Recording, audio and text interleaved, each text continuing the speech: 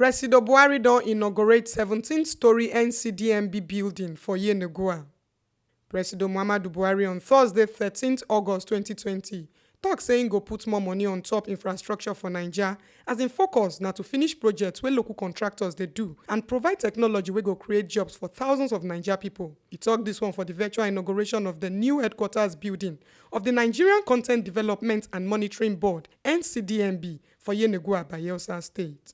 Presido Buhari talk said this ogbonge 17-story building, wey dem dey call NAIJA Content Tower, get the full complement of 10 megawatt power plant and 1,000-seater conference center. He said this one they show in administration drive to provide infrastructure across the country to attract investments, create jobs, and comot poverty for the country patapata. He used the occasion take talk how body take sweet am as them create thousands of direct and indirect jobs during the execution of this project. Said the commission showed the importance of local content for the activities of the national life, especially as this yamayama disease don't scatter everything for Naija. The commission in a better way to mark their 10th year anniversary as regulator and developer of local content for oil and gas industry.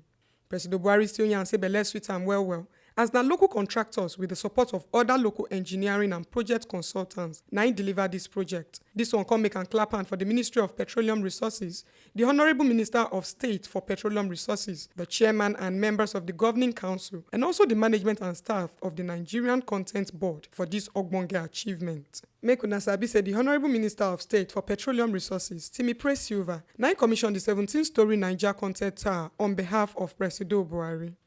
This one na the ogbonge informate wey we don carry come give una. On top with tori for today, as Presido Buhari don inaugurate 17-story NCDMB building for Yenagoa. Make una sabi say na TMC TV na carry this ogbonge informate come give una. My name na Oiza Aboriogun.